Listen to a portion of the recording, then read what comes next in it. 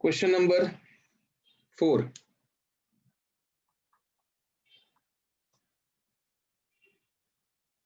Guys, question number 4. If you see question number 4,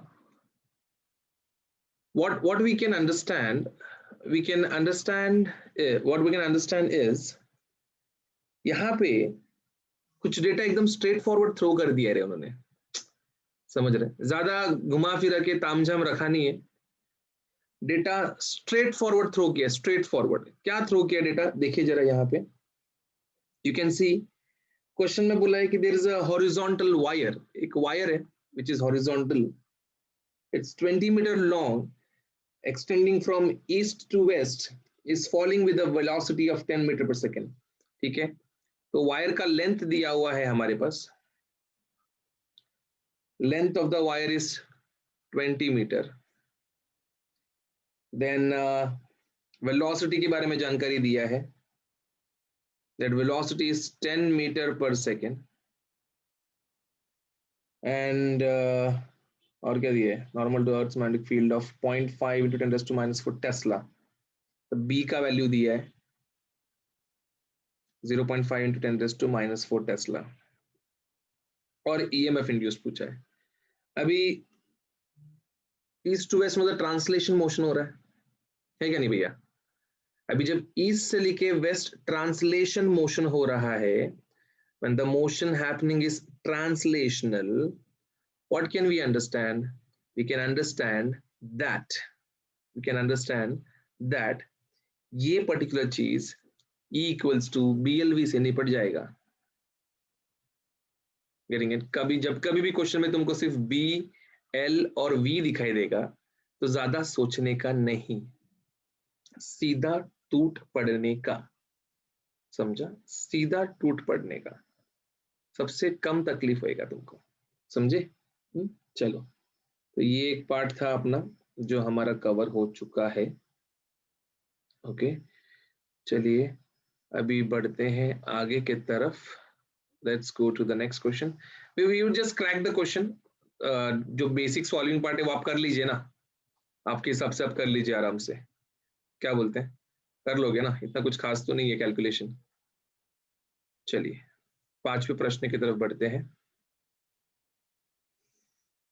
question number 5 इसे दिखने में बहुत बड़ा है, बट है सिर्फ 3 मार्क का ही क्वेश्चन। बेसिक चीजें पूछी गई है, ज्यादा कुछ बड़बड़ किया नहीं है उन्होंने, हम लोग भी ज्यादा कुछ बड़बड़ करेंगे नहीं, जितना हमको पूछा है हम लोग भी उतने में ही काम करेंगे। क्या बोला रे क्वेश्चन नंबर 5 में? There is a metal disc and that metal disc is made to spin at 20 revolutions per second. revolutions per second n दिया हुआ है। अभी कैसा है ना, अगर मेरे को n की जगह मतलब अगर मेरे को उन्होंने आरपीएम में दिया रहता ना, आरपीएम में 20 रेवोल्यूशंस पर मिनट, तो मेरे को डिवाइड करना पड़ता, समझ रहे? मुझे डिवाइड करना पड़ता था 60 से मैं डिवाइड करता तो मेरा काम होता था। लेकिन गाइस यहाँ पे आरपीएस में दिया है तो कुछ कन्वर्ट करने का जरूरत नहीं है। Then passing through its center and normal to its plane, the disc has a radius of 30 centimetre. Radius दिया है 30 सेंटीमीटर, 30 into 10⁻⁻² मीटर हो जाएगा ये। Spins with a uniform magnetic field, B का वैल्यू दिया है 0.2 tesla, which is parallel to the axis। ठीक है, calculate the area swept out per second by the radius of the disk।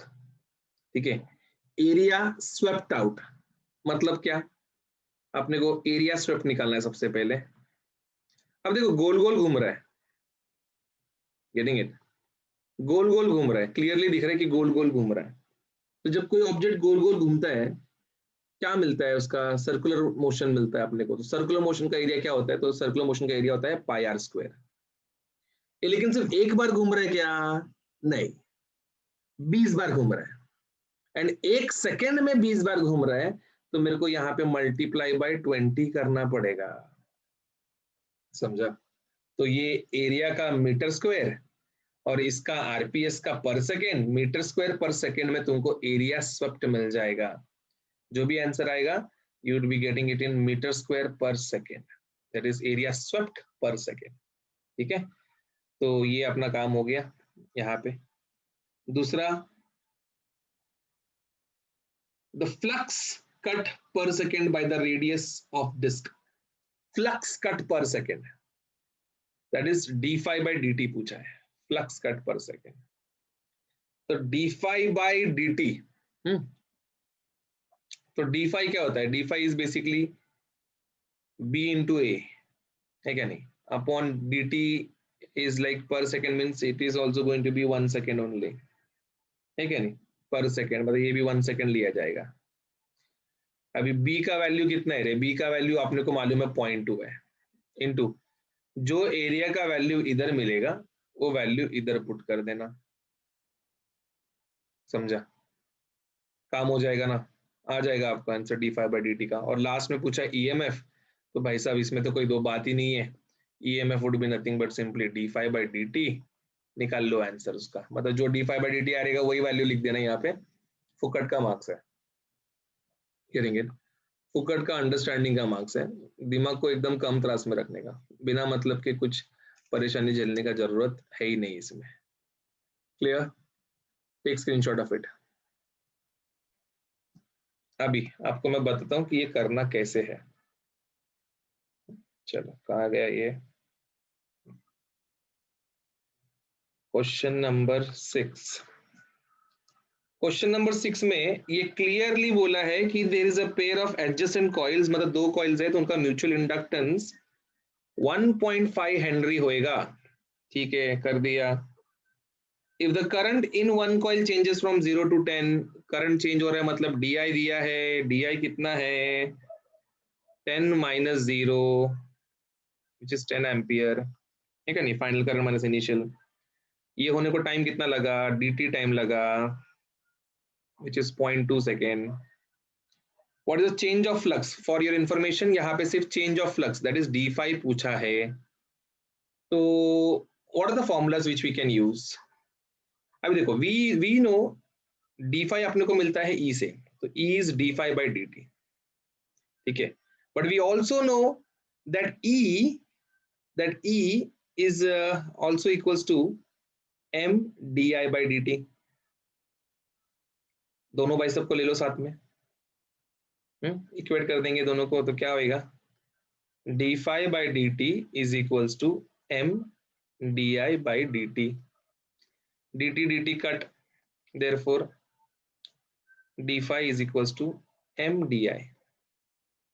समझा? m का वैल्यू डालो, di का value डालो, आंसर निकल के आएगा, बात खत्म। इसका आंसर आएगा 15, आंसर आएगा 15, ठीक है। और टेक्स्ट बुक में वो 15 की जगह पे 17 दिया हुआ है, 17, समझ रहे, टाइपिंग मिस्टेक है वो, it's an error, we can consider that, it's fine, not a big deal. Clear? Screenshot ले लीजिए। 6th question, this is how it is supposed to be done. अब क्वेश्चन नंबर 7 की तरफ बढ़िए, काफी लंबा चौड़ा क्वेश्चन है, जरा सोच समझ के बढ़िएगा।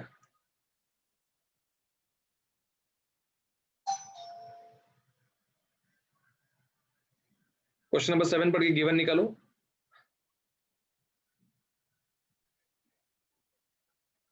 क्वेश्चन नंबर 7 जो है थोड़ा सा मतलब एकदम ऐसा सेंसिटिव है रे, थोड़ा दिमाग लगाना पड़ता है वरना लटका के छोड़ देगा तुमको ये।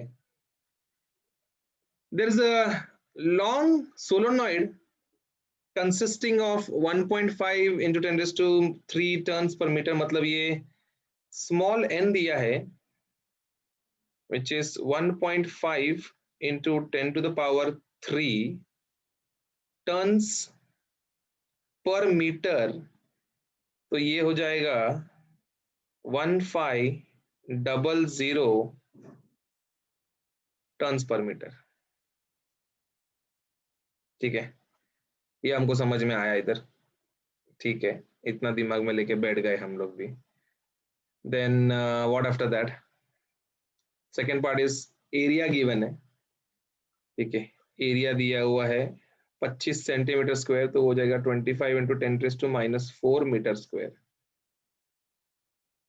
फिर उसके बाद कॉइल सी है 150 turns, something coil C 150 turns, and current जो फ्लो हो रहा है इसमें से वो हो रहा है 3 एम्पियर। अब ये क्वेश्चन तब तक समझ में नहीं आएगा बच्चे को जब तक उसका डायग्राम बना नहीं लेता है। Getting it? इसका डायग्राम बहुत ही ज्यादा क्लियर है। क्या है इसका डायग्राम? इसका डायग्राम में बोला है कि भाई ऐसा सोलोनॉइड दिया है भाई इस तरीके से, ठीक है, एंड उस सोलोनॉइड के ऊपर एक दूसरा कॉइल का वाइंडिंग है। If you remember last lecture का तुम्हारा सबसे लास्ट टॉपिक मैंने यही सिखाया था आपको। Getting it? Mutual inductance of a wireless charging system. It exactly looks like this. It exactly looks like this. This is how it looks. समझा? ये उसका बोलते हैं ना मेन क्राइटेरिया है, मेन क्राइटेरिया। तो यहाँ पे इसको कैसे करने का, इसको कैसे यूज करने का, क्या करने का है, इसको टेक्निक क्या है इसके पीछे का, चलिए जरा इसको जानने का कोशिश करते हैं। पहला वाला पार्ट तो आप लोग ने बता ही दिया कैसे करना है। पहला वाला पार्ट में पूछा है मैग्नेटिक फ्लक्स डेंसिटी सोलोनॉइड का, तो it is simply mu naught n I, उससे आंसर निकल के आ जाएगा। देन बी वाला पार्ट पूछा है फ्लक्स लिंक्ड इन सी। अभी कोई भी फाई का फॉर्मूला होता है बा, ठीक है, लेकिन सी में नंबर ऑफ टर्न्स हैं तो you can not ignore that, आपको नंबर ऑफ टर्न्स भी कंसिडर करना पड़ेगा। तो ये बी ए इंटू एन सी में आपका काम निपट जाएगा। इतने में आपका काम हो जाएगा। तो गाइस अभी यहाँ पे एक सिंपल सी बात ये है जो मैं आपको बताने का कोशिश कर रहा हूँ कि भाई ये जो चीज है ना यहाँ पे, ये जो पार्ट है, इसका जो थर्ड वाला पार्ट है, इसको समझने के लिए आपको प्रैक्टिकली सोचना पड़ेगा, जरा दिमाग को ना जरा तेज दौड़ाना पड़ेगा। फर्स्ट केस में करंट इस तरीके से जा रहा है तो मैग्नेटिक फील्ड डेवलप होगा, मैग्नेटिक फ्लक्स डेवलप होगा। वो फ्लक्स कुछ इस डायरेक्शन में डेवलप होगा, ऐसे लेट्स से डाउनवर्ड डायरेक्शन में डेवलप हो रहा है फ्लक्स, ठीक है। तो कुछ तो ईएमएफ जनरेट होएगा, कुछ तो होएगा, पता नहीं हमको, ई जनरेट होएगा। Then the other thing is, दूसरी बात ये है कि जैसे जैसे ही उसमें बोला करंट को रिवर्स किया ना उन्होंने, थर्ड केस देखो ना, करंट इज रिवर्स्ड, तो रिवर्स किया तो क्या होएगा, फ्लक्स भी यहाँ पे अभी क्या होएगा, अपोजिट डायरेक्शन में जाना शुरू होएगा, फ्लक्स भी अपोजिट डायरेक्शन में जाएगा। अभी फ्लक्स अपोजिट डायरेक्शन में जाएगा, ठीक है, the moment flux would start going in opposite direction, E2 क्या हो जाएगा, माइनस ई हो जाएगा, क्योंकि उल्टा होएगा ना, अभी ईएमएफ जो इंड्यूस होएगा उल्टा होएगा।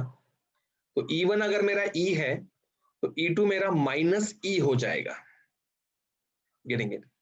E1 अगर मेरा E है तो E2 मेरा माइनस E हो जाएगा। तो ये E1 का प्लस E और E2 का माइनस E अल्टीमेटली कितना एवरेज वैल्यू अंदर रह जाएगा, तो जितना पहले E1 में आया और माइनस जितना E2 में गया। तो आप देखेंगे E1 में तो E था, E2 में था माइनस E, तो it would become minus of minus E which would be nothing but 2E। तो ये वैल्यू E का सब्स्टिट्यूट कर दो, आपका काम हो जाएगा। अब बच्चा पूछता है सर स्मॉल ई तो है ही नहीं। अरे स्मॉल ई के लिए तो हम लोग ने फॉर्मूला यूज करेंगे ना, E is equal to M d i by d t वाला, इससे अपने को स्मॉल ई मिलेगा। फिर बच्चा बोलते हैं कि सर m का भी वैल्यू दिया नहीं है, तो लास्ट लेक्चर में डेरिवेशन किस लिए कराया था, ताकि जब वैल्यू दिया नहीं रहेगा तो तुम खुद से ढूंढ पाओ, ठीक है। What was the derivation? It was m is equals to mu naught n1 n2 a upon l। तो इसमें ये जो n1 अपॉन l है ये सोलोनॉइड का रहता है, it would B mu naught into small n, n2 यहाँ पे इधर के हिसाब से n2 कौन रहेगा, nc इनटू एरिया। अभी यहाँ पे तो सब कुछ दिया है ना अभी, तो ले लो m का वैल्यू, निकाल लो m का वैल्यू, सब्स्टिट्यूट कर देना इसमें, कैलकुलेशन कर लेना, गोल गोल घुमा के तुमको आंसर मिल जाएगा। बट आपको जो आंसर मिलेगा थोड़ा सा घुमा फिरा के मिलेगा, यहाँ पे उसके आसपास आपको जवाब मिलना चाहिए मोस्ट प्रोबेबली। क्लियर? नोट कर लिया जाए।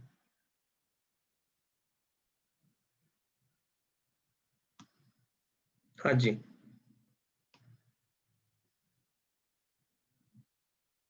आठवां प्रश्न, है तो आसान, काफी आसान है, इतना कुछ खास लगता नहीं है मुझे ये।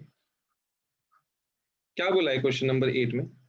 There is a search coil which is having 2000 turns, मतलब n का वैल्यू 2000 टर्न लेना है, विथ एरिया 1.5 सेंटीमीटर स्क्वायर। तो एरिया 1.5 सेंटीमीटर स्क्वायर मतलब 1.5 इंटू 10⁻⁴ मीटर स्क्वायर हो जाएगा ये। is placed in a magnetic field of 0.60 Tesla. ठीक है, there is a magnetic field of 0.6 Tesla, मतलब B का वैल्यू 0.6 t हो जाएगा। The coil is moved rapidly out of the field, time दिया हुआ है dt 0.2 सेकेंड। एकदम बेसिक क्वेश्चन है, ठीक है। क्या बोला है? Calculate the induced EMF across the search coil. एकदम simple, E is equal to d phi by d t. D phi क्या रहेगा यहाँ पे? It would be B A N, ठीक है। बी का वैल्यू दिया है, ए का वैल्यू दिया है, एन का वैल्यू दिया है, सॉल्व, डी टी दिया है, खत्म। 8th एक 2 मार्क का क्वेश्चन है। So is the 9th one. 9th वाले में भी कुछ खास उम्मीद मत करना, बहुत ज्यादा बेसिक ही है 9th वाला क्वेश्चन भी। उन्होंने बोला कि there is an aircraft and that aircraft of wingspan of 50 meter flies horizontally in Earth's magnetic field। मतलब विंग का लेंथ दिया है उन्होंने 50 मीटर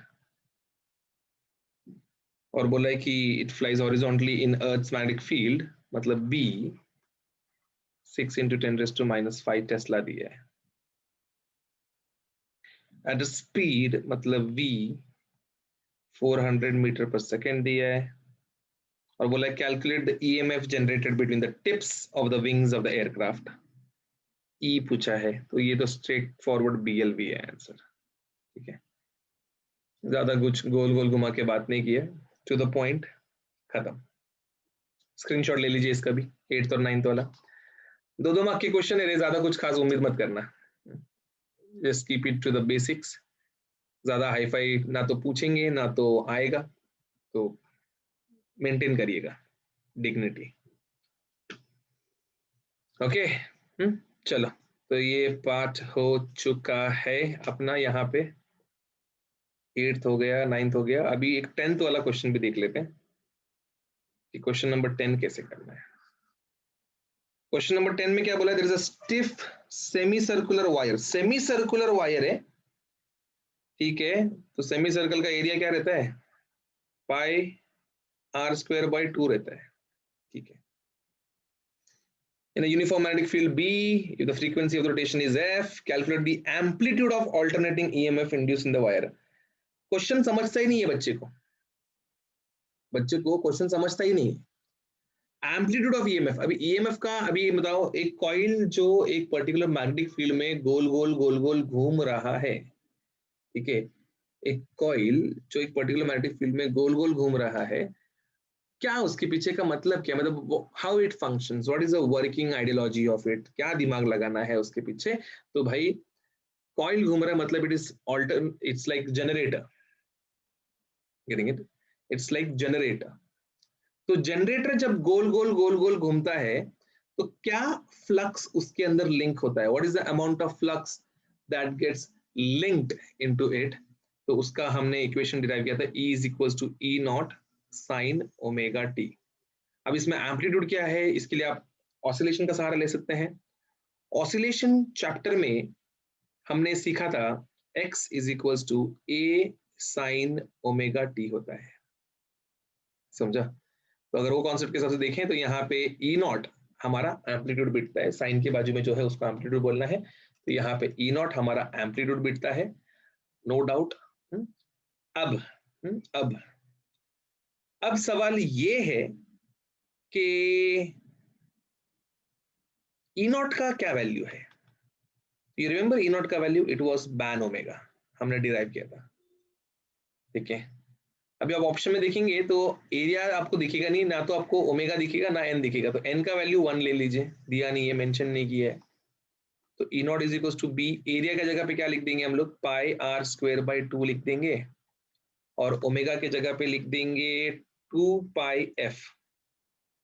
तो ये आपका 2 कट हो गया, 1π और 2π साथ में मिलके आपको पाई स्क्वायर बन जाएगा। Therefore E naught is equals to pi square B r square F.